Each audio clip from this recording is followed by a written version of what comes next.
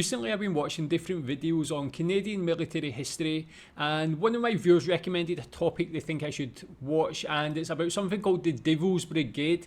They told me this was actually a unit that was comprised of American and Canadian soldiers, and as we see from the title here, why the Nazis were terrified of the Devil's Brigade. So clearly they were a unit that was not to be messed with, that was to be feared.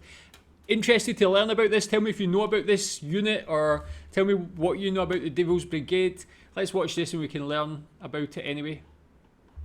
In 1942, the Allies had a serious problem. Germany was believed to be moving full steam ahead on its program to create a nuclear weapon, and the Russian front was increasingly looking like a lost cause. Something had to be done, and fast, or the war might soon be lost. That something would be the creation of the US's first Special Forces force. Norway was of great strategic importance to Germany as it gave them access to iron and other minerals needed for the war effort, but also to heavy water facilities, which were used in their nuclear weapons program. Further, their control of Norway prevented the Allies from having an easy year-round route to Russia, which the United States was steadily feeding as many military supplies and food as it could fit into cargo ships. Without this aid, Russia would collapse under the Nazi onslaught. If the Allies could take Norway, it would open up a direct route to Russia and severely hamper the Nazi war effort. But Norway was easily fortified, and a major assault would be disastrous. Instead, an English intellectual proposed a bold idea: land a small but highly trained and well-equipped force onto the mountain glaciers of Norway, from which they could conduct raids on vital German targets and then retreat back to the safety of their mountain bases. The British High Command thought highly of the idea, but ultimately realized it didn't have the manpower or logistics to pull off such a daring feat. So instead, they kicked the idea over to the Americans. For the Americans, forcing the Nazis out of Norway could spell the end of the European War, something they wanted very much as it would free up the Allies to fight in the Pacific.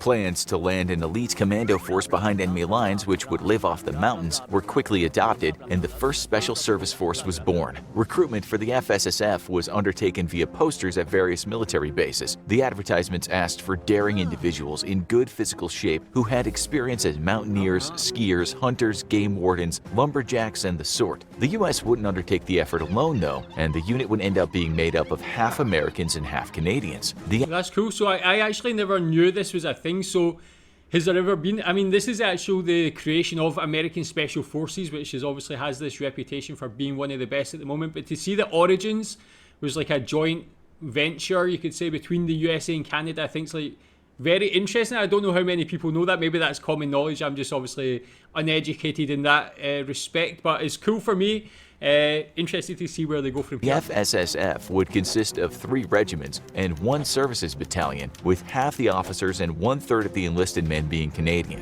While remaining members of the Canadian military, all expenses were paid for by the US Army, and the men would wear American uniforms. An American officer was placed in charge of the unit, but a Canadian officer was made second in command. The FSSF training was brutal, even by modern standards. Within 48 hours of arrival at Helena, Montana, chosen for its difficult terrain and cold weather, FSSF recruits would earn their parachutist wings. The men spent nearly a full year in training, with August through October dedicated to parachuting, weapons and demolitions usage, small unit tactics, and physical training. October to November was spent on unit tactics and problem solving. November to July consisted of skiing, rock climbing, adaptation to cold climates, and the operation of this specially constructed all-terrain vehicle, the M29 Weasel. Training consisted of not just American and Canadian equipment and tactics, but also the use of German equipment until the men were as proficient with German weapons as they were with their own. They were trained in hand-to-hand combat and bayonet fighting techniques, even sparring against each other with unsheathed bayonets, leading to many injuries. Once the snows fell, Norwegian ski instructors took over, and within 2 weeks, the Americans and Canadians had mastered the basics. The training would continue until their Norwegian instructors were confident the men were up to Norwegian Army standards. It was an irregular unit, which would soon be fighting in highly irregular ways. The FSSF's first combat deployment would be to the Aleutian Islands in 1943. Their wintertime and mountain training made them perfect for the Alaskan environment, but upon reaching their destination, it was discovered the Japanese had already evacuated the island. The FSSF was then redeployed to Europe, where the possibility of an insertion into Norway had come and gone. Instead, the men would ship off to Italy and join in the stab at Hitler's soft underbelly.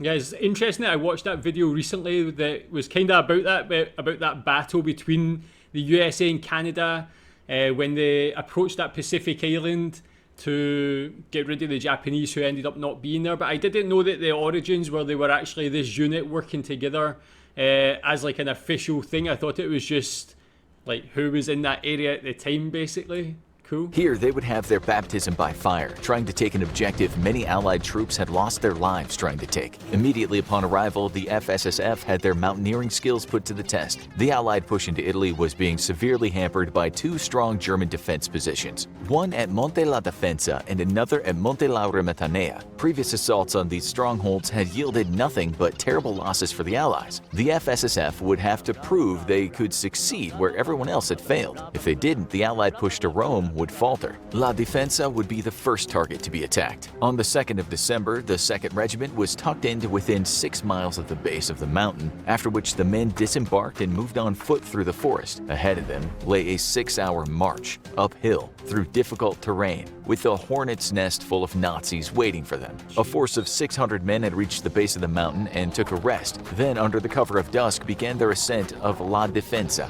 The assault was covered by a brutal Allied bombardment, with one soldier remarking that it looked as if they were marching into hell, as if the entire mountain was on fire. The men managed to sneak all the way to the base of the final cliff they'd have to climb without the Germans ever realizing they were there. Such was the intensity of the incoming artillery. But Mother Nature helped too, lashing out at all the combatants with freezing rain, which helped cover the approaching soldiers as they climbed a 1,000-foot cliff. But it also exhausted the men and threatened to blow them off their perilous holds into a very ugly death on the rocks below. Incredibly, the men climbed to the top of the cliff and then moved into position in a shallow depression just across from the enemy's lines. They were supposed to hold their fire until dawn, when the assault would begin, but the loose gravel giving way under the feet of the soldiers gave their positions away to the Germans. Flares shot into the air, revealing to the utter shock of the defending Germans the 600 Americans and Canadians that had scaled a cliff to reach them. The FSSF put up a fierce battle, and despite Allied commanders expecting that the fighting would last for up to a week, the Germans retreated to their second defensive position in only 2 hours. Such was the ferocity of the Devil's Brigade attack. Through terrain so treacherous, no regular infantry unit could have managed the feat. The follow-on attack at Monte la Remetanea had to be briefly halted due to the death of the 1st Battalion Co-Lieutenant Colonel T.C. McWilliam. Instead, the men were ordered to wait for resupply and dug in, expecting a German counterattack at any time. The Germans, however, would be unable to mount a counterattack due to the fierce pounding they received from Allied artillery. The flooding of 2 nearby rivers also prevented them from regrouping during their retreat, leaving the Nazis off balance and allowing British forces to break through German lines at Monte Cammino. With the British breakthrough, the FSSF continued to attack on La Remetanea, taking 3 days to seize their objective. The next month, the FSSF would continue showcasing its mountain fighting expertise by taking several more Nazi positions. They'd be pulled out of the mountains to join a new Allied beachhead at Anzio, which sought to flank the German line, but they paid dearly for their time in the Italian mountains, with a whopping 77% casualty rate. 91 men lay dead, 9 were missing, 313 were wounded, and 116 had to be hospitalized for exhaustion. After a brief recovery and replenishment period, the FSSF replaced the 1st and 3rd Ranger Battalions at Anzio, which had suffered heavy casualties as well. Their job was to hold the line while also launching raids into enemy territory in order to keep the Germans off balance. This is where the FSSF would earn their nickname of the Black Devils, for their propensity to launch daring night raids with completely blacked out faces. The night raids undertaken by the FSSF were so aggressive, in fact, the Germans were forced to retreat a full half-mile from their original positions in order to avoid their patrols. But the very presence of the FSSF in the area led the Germans to reinforce their positions with more men than were necessary, tying down German forces desperately needed to counter Allied attacks elsewhere. The Black Devils had earned a reputation amongst the Germans, who believed they were facing a full-on division rather than 3 under-strength regiment. One note found on a German prisoner warned that they would be fighting an entire Canadian-American force. They're treacherous, unmerciful, and clever. You cannot afford to relax. The first soldier or groups of soldiers capturing one of these men will be given a 10-day furlough. Just want to say that, man. That even that little line there is like, they are treacherous, unmerciful, and clever. You cannot afford to relax. That is like, that's an amazing reputation. Soldiers capturing one of these men will be given a 10-day furlough. With their raids penetrating deep behind enemy lines, the Germans grew increasingly more fearful of these Canadian and American Night Devils. To further wreak havoc on German morale, the FSSF began to leave a unique calling card on the corpses of Germans killed and equipment destroyed in the middle of the night, a sticker with the unit's patch which read in German, "The worst is yet to come." That What, man? This unit are like, that is what you want in war, because it's not just about the numbers you take and the progress you make. It's also this sentiment that you want within the like opposition or the enemy. You want to send that message, so it's like their morale gets lessened and gets lowered. The worst is yet to come.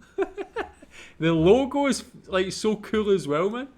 That summer, the FSSF would have the honor of being one of the first Allied units to enter an enemy capital as they rushed into Rome under the cover of night in order to ensure that the retreating Germans didn't blow up key bridges. With Italy falling to the Allies, the FSSF would be shipped to the sunny southern coast of France, but they weren't there for a vacation. With the successful Allied landings at Normandy, the FSSF would help envelop German forces in France in a pincer movement. But first, the Axis had to be kicked out of the Mediterranean for good. This would require the taking of several key islands along the southern French coast, eliminating German airfields and naval facilities. Here, the FSSF would prove they could not just fight in mountains or invade from the sea, but bring victory from the sky as well, as they were airdropped into the island of Pokrou. The Nazis had fortified the strategically important island with 5 forts, but their naval support was quickly eliminated by a single American destroyer as it surprised 2 German ships defending the island. After sinking both, the USS Somers turned its attention to providing fire support for the airborne assault on the island's forts. In just one single day of fighting, the FSSF captured 3 of the 5 forts, with the other 2 surrendering without resistance. They suffered only 9 dead for their efforts. Soon, the FSSF was joining in the invasion of southern Italy, where it fought several tough-won skirmishes against the German occupiers. As the war swung against Germany, the FSSF was moved for a well-earned rest along the French and German border to act as a blocking force and deterrent against a German breakout as the Allies pushed into Germany itself. On the 5th of December 1944, the FSSF was officially disbanded. There were no more need for its specific expertise, and both the Canadian and American military would be better served by having the men move to other units within their respective militaries. On the day of disbandment, the American troops honored their Canadian brethren with a pass and review.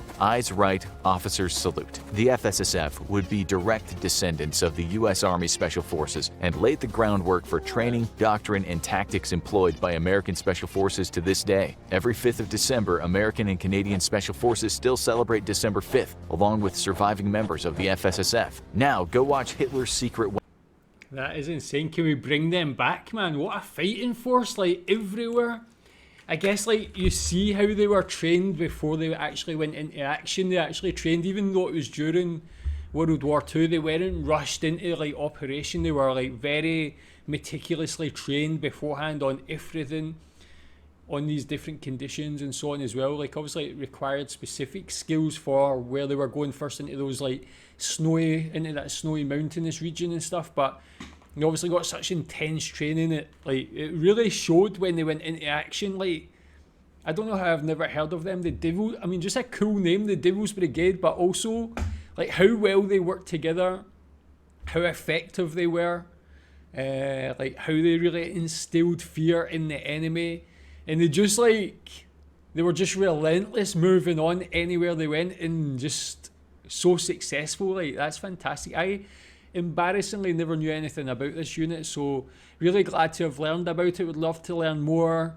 And yeah, seeing these specific operations from, like, World War II involving Canada and also the USA in this instance, for me it's enlightening. It's great to learn.